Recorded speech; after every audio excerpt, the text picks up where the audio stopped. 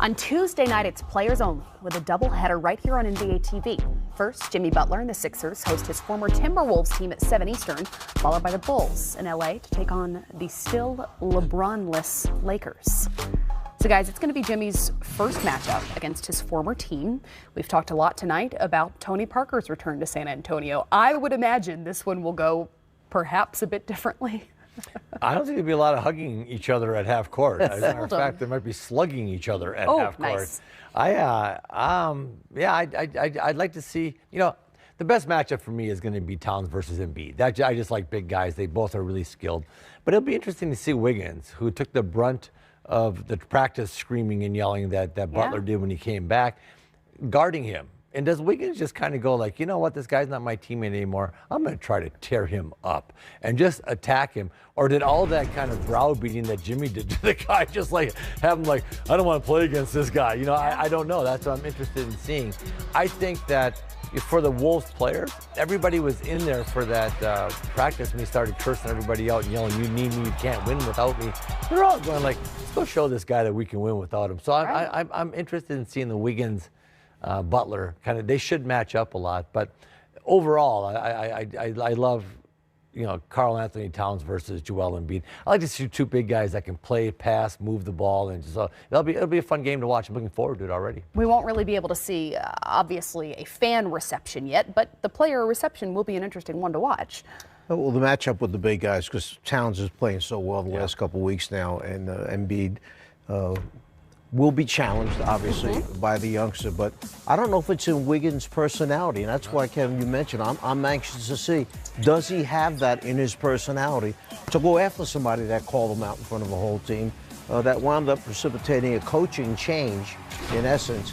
And then on the other side of it, is Butler going to come in and not shoot threes because he's on this movement right now of not shooting threes?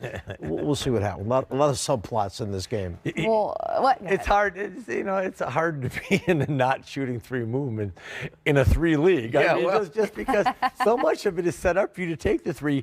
Mike, you set up your offense, and that far guy in the far right corner, the ball, the plays on the left side.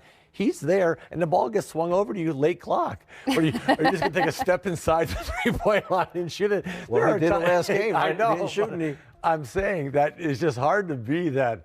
Like, I'm just going to be obstinate. I'm not going to shoot a three. It's really hard how the offenses are set up now because they're set up for that swing pass for the three. So that'll be interesting to see. Well, not only will Jimmy Butler face his former team, but Dario Saric, Robert Covington, Jared Bayless, they make their return as well. Coach Brett Brown has said that he gets emotional just talking about Dario, thinking about Dario. What will the return be like for him, a guy who once was considered to be the future of the franchise?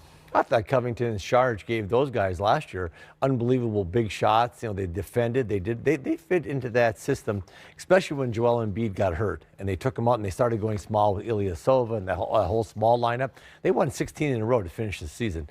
And I thought at that point, Saric had really found his home, that he was going to just play well. He played well in the playoffs, so that was a big piece. I mean, him moving, and Robert Covington might have been their just best defender, wing defender. So I think that.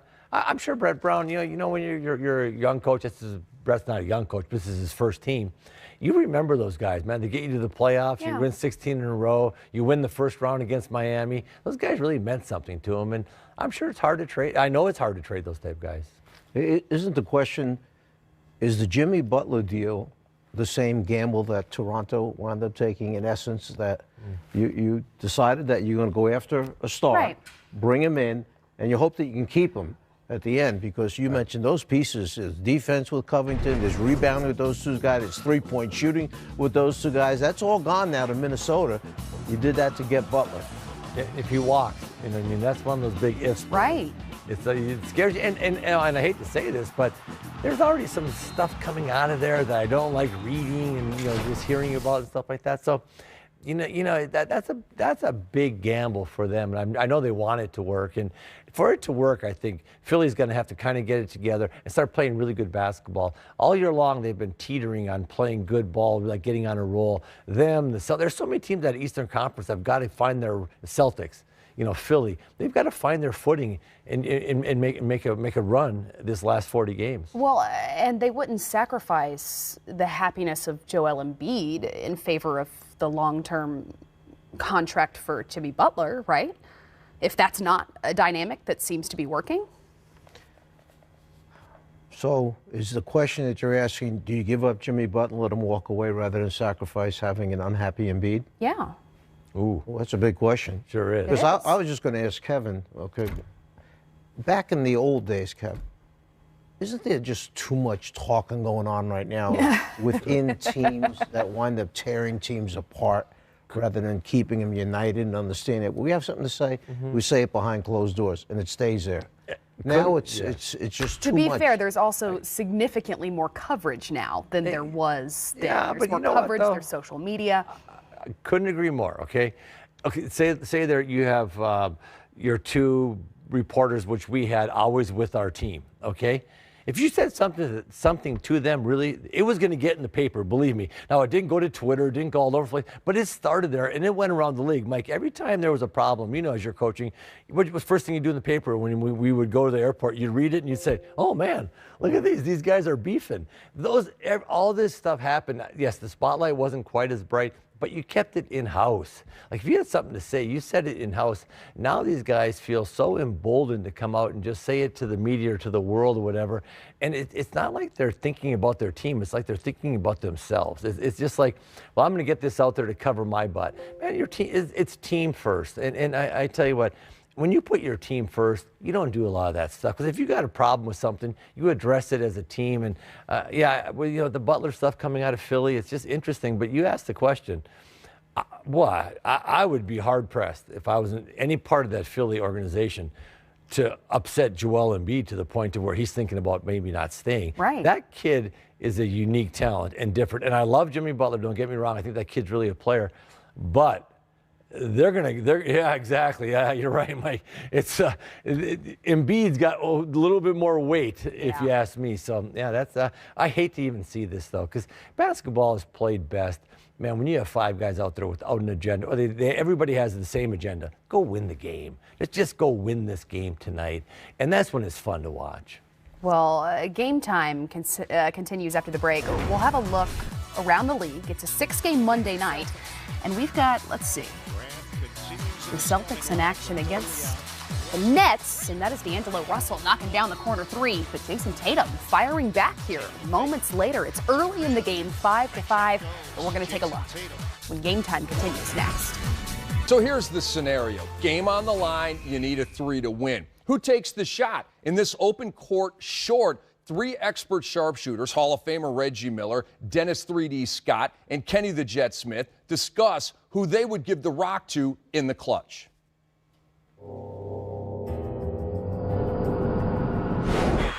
Backside with the ball, behind the back. Dennis Scott, long range, yeah! Kenny Smith again. What a stroke for Kenny Smith.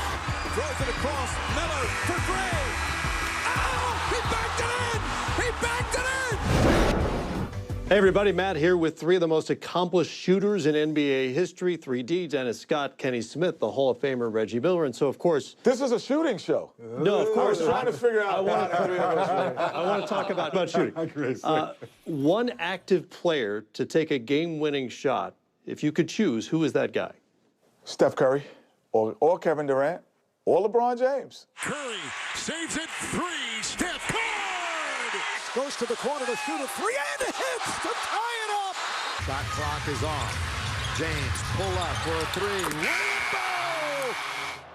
Any more? To take a 3 to win a game. I take all 3 of those. Even LeBron James, in terms of his ability to get it off.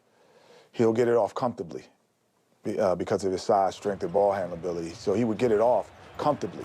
He doesn't shoot with the same accuracy as those other 2 guys, but he gets a better comfort level at times than those 2 guys. For me, active, if we're just trying to get a shot clock's going down, it's Kyrie Irving. His ball handling ability to be able to get to any spot on the floor and get his shot off, to your point, he's going to get his shot off. And he's one of the few point guards, well, there's a lot of point guards in the league, and can shoot the 3. Definitely guys that I probably would have picked, but if I'm going with someone with ice water in their veins need a shot, I'm going with Dame Lillard. A guy that can create his own shot, or you can put him in a high pick and roll, shoots with depth, can shoot deep, and if you foul him, he's going to make foul shots. Does the answer change for any of you if I say it's a catch and shoot three to win a game? Klay Thompson. Yeah. Catch and shoot, I would add Klay to the catch and shoot. Like, it swung back out to him. I would add Klay to that for sure. You know, it's funny, we were talking James Harden. Ooh, yes, to get a bucket, yes. He could do. Oh, my goodness, yeah, to get a bucket, yeah. I mean, we Catch and dribble, off the dribble. Off the dribble, he's off the great, dribble, no but question about it. He gets to walk and shoot it. So he gets he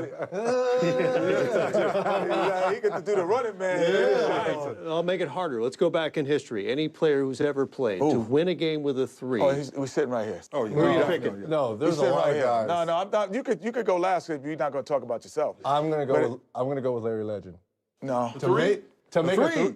He said to make a three, right? To make a three. To make a three at the end of the game. Celtics have got 3 seconds. 2. Bird, a runner. It's good. I'm going with Larry Legend. I'm going with the guy sitting here, only because the moment for Larry is always the moment. For Reggie, he creates more moments, meaning he's looking for an opportunity. I think at times you hope we get down 3. You know, so there's a difference. But Larry's like, no, I'm not even going to let you get up. I'm going to beat you. He's waiting for that moment. And so for me, watching Reggie over the years, I would have to say Reggie would be the guy I would be.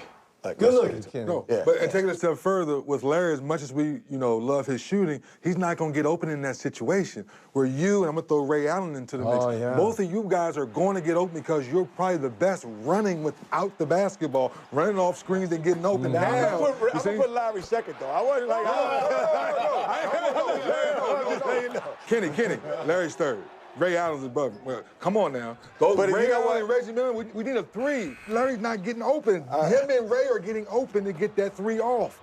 Rebound, Bosh. Back out to Allen. His three-pointer. Bang! There's a guy that I would want to be in this mix because he's the leading three-point shooter in the history of playoffs over certain attempts. You know who that guy is, right? Kenny the Jets man. You know. I was waiting for that. You look at That leads to my next question. You may have already answered it, but if in a theoretical world where I could play and I had to choose one of the three of you to win a game with a three, where am I going? We're all going to pick ourselves.